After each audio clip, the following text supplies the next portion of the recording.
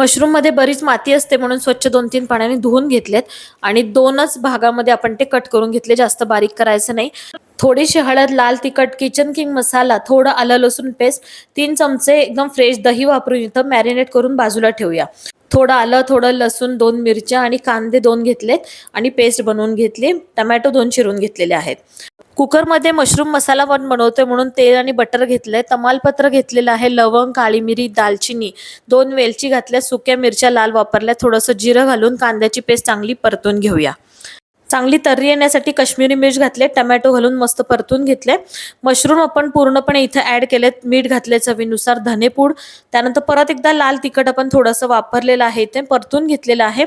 अर्धा ग्लास पाणी घालून आपल्याला इथे कुकरची मध्यम आचेवरती एक शिट्टी करून घ्यायची। परत थोडीशी उकळी आणून गरम मसाला थोडा, दुधावरची साय आणि बारीक चिरलेली कोथिंबीर घालून झणझणीत मशरूम मसाला आपण सर्व करू शकतो। धन्यवाद।